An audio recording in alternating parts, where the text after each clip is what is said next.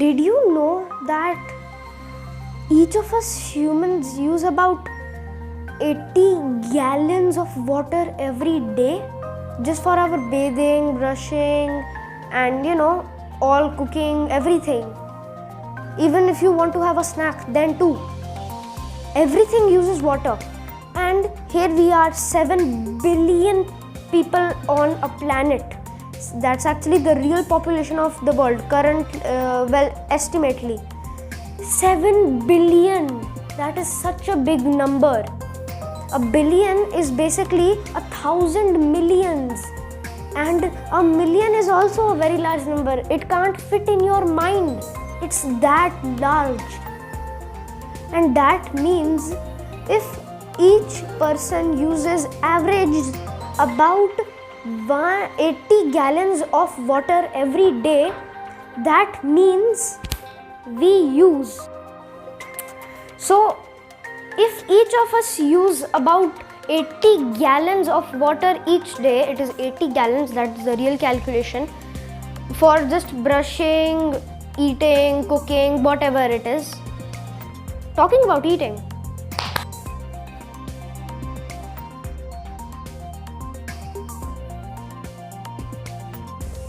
that's good. Even mangoes, they use water.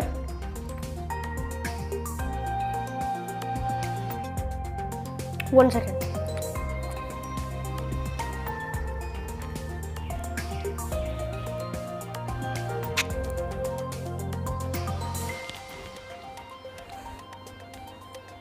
Yeah, even mangoes use water. Don't forget, if you just lick a mango, you can see all the wet thing, moisture and all, whatever it is.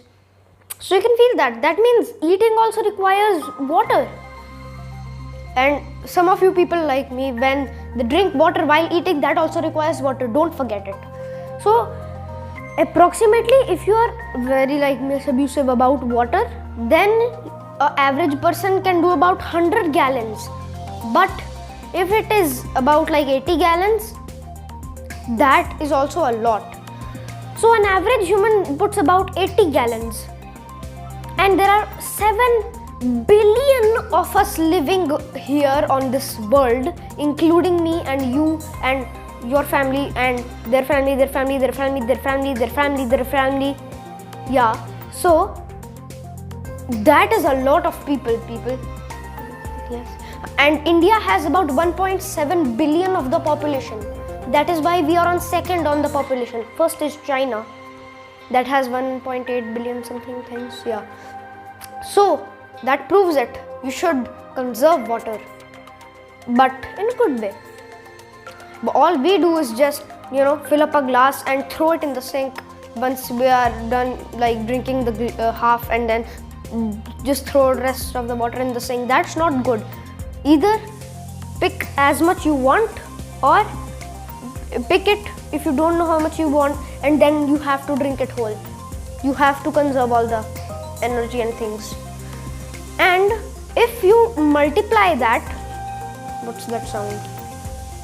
If you multiply that, that means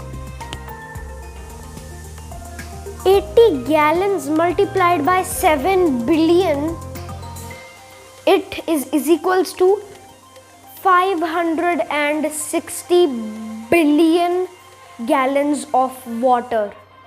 And even if you want to put it to people that misabuse water, or for 100 gallons, that is 700 billion of water every single day. That means it's bad. Don't do it. You have to conserve water. Now let's get to something real fun. The magic of, let's stand here a bit, water cycle. So let's get to that. I'm gonna go back there, but use just the magic of YouTube. There, I'm back. And one thing, if you want to know what the world consumes daily in one day, the water, just do it yourself. Just multiply 80 with 7 billion, because that's the population of the world. And if a person uses about 80 gallons of water on average, that is 560 billion of gallons of water per day. Gonna hit you straight with it. Conserve water. And that is actually quite of a bummer. We need to conserve water because lots of countries are just, there is just so much scarcity of water. Scarcity of water. So we need to conserve it somehow. And that is where I get to the water cycle. The water cycle is basically, if you have some clouds up there, you can see it's loading right now. There are the clouds, and here you have some water, and my pants are actually getting a little wet, never mind. And okay, my t-shirt. Oh no, my microphone. Come on. Yeah. So there's some water, and if you take this water, this little water here, and what you do is, that's basically the evaporation process.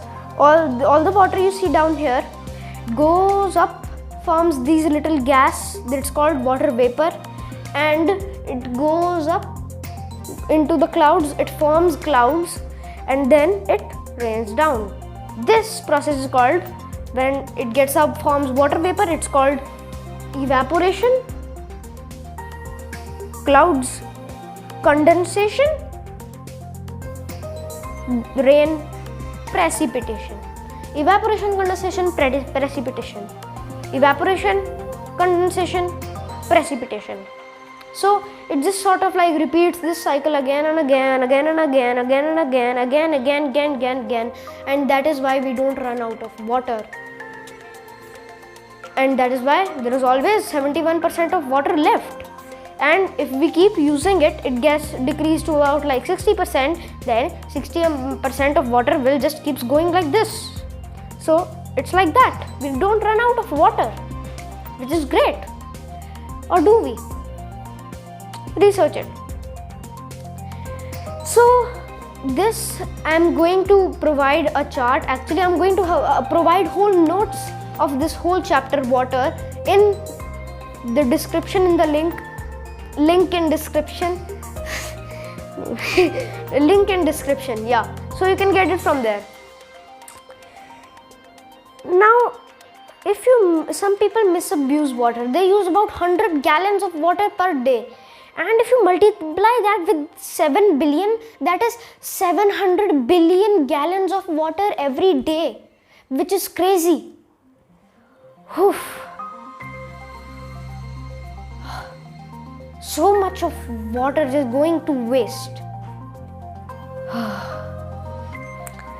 And that is why we should do rainwater harvesting. Rainwater harvesting, rain harvesting, it looks the same, yeah. So yeah, we should do rainwater harvesting. If you have some clouds up there, it's loading right now. I know, there it is, the clouds, and there you have a tanker. The tanker is a little too big. I'm moving a little bit far, and there's the tanker. Now you can see there is rain, so you can collect all the water. And it was actually a joke. This is just pure editing. So but like, you should collect rainwater. You should conserve it, you should filter it, and you can get like filter paper, like those big ones. It's actually just a little bit average expensive, but it's really good. I mean, you should probably get it. There are links in the description. Please get it. It's good. And if you have rainwater, just like put a bucket outside if you don't have a tanker and collect it. You can purify it, like you know, sort of sieving or something it, and you can get pure water that you can actually drink, or not drink. I mean, you can wash your face with it, you can wash your hands with it. It's pretty useful. And then what you can do is Yeah, so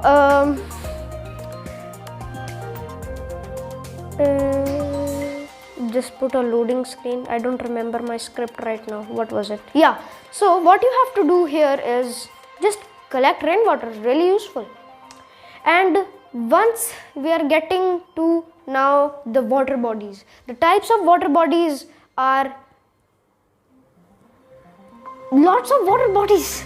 There are the ponds, the small ones, the lakes are slightly bigger, rivers slightly more bigger, seas very big, oceans mega big, and Pacific Ocean mega big. So it's really big, and it's kind of a bummer that we have 71% of water, but only 3% of that is fresh water, and inside the 3%, 61% is just ice water, which we cannot consume. We can, but it takes a lot of money to change it into pure water. So it's really, we have to conserve water just to I don't remember my script. Okay, I'm just gonna go for a while. Oh, I remembered it. Yes. I'm gonna cut this part out of the video probably. So what you have to do is just, you can do your own research. Like, there are links in the description for various types of research websites, so you can go down there, do your own research. And now the oceans are really big, and that is why the much surface area you have, the more you can evaporate. So a pond has less surface area, it can evaporate less, but because it is really small, the water level comes down a significant amount. And the seas are really big, so if they have a larger surface area, they can evaporate more, but also come down for a sea significant amount. And an ocean is really large, it can evaporate a lot, so it can come down also a significant amount. And then when it happens precipitation, it all fills up approximately as much it was. So it's really actually simple if you think about it. So I hope you guys enjoyed this video, and I'll see you in the next one. Please don't comment about this little thing, just I don't know where it came from. It's like a triangle in the middle. And I'm really looking really weird. I'm just gonna change it to that hairstyle again. Yeah, there. And I'll see you guys in the next video. Peace out. Bye.